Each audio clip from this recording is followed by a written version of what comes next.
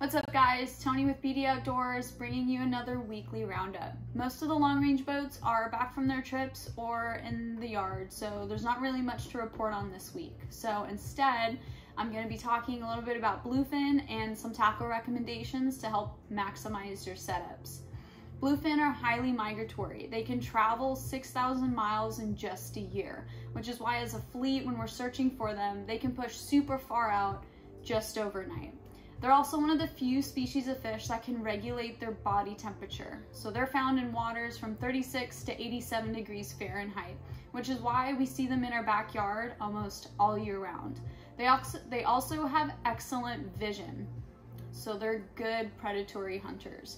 So when it comes to picking out your bait, this is where picking out your bait, you have to be extremely picky when you're choosing the right one to hopefully get bit. So with that, I'm going to talk a little bit about a really good fly line setup to use. This is one of my favorite setups for fly line. It is a 15 to 30 pound rod. Ideally, you want a 20 to 40 pound setup. And what you're going to want to use, tied onto your mono, you want to attach some fluorocarbon. Usually about an arm's length is the perfect amount that you want to use, and the reason for fluoro is due to its abrasion resistance, so it's going to be less likely to be sheared off by their super sharp teeth, and it also makes it less likely to see in the water. So they are really finicky eaters, unlike yellowfin, so this helps making it less likely to see in the water.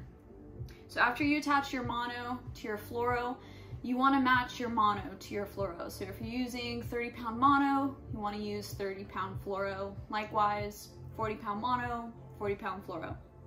So at the end where you tie your hook, size 2 circle hook, depending on the bait size. If you know a San Diego knot, recommend the San Diego knot, especially on that smaller medium grade bluefin. Palomar works really well too.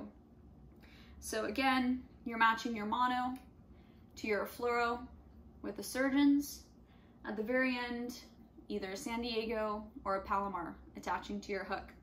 So when you're ready to choose your bait, the liveliest bait is the one that's most likely to get bit.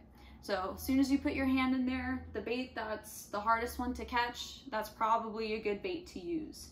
And again, you want that bait to be running away from the boat. So if that bait is not peeling line from that spool, chances are you're not really going to get bit. So go ahead, reel in, toss that bait out, get a fresh one, drop it back in. So hopefully you guys take these tips and use them the next time we see you out on the boat. But until then, I'll see you guys next time.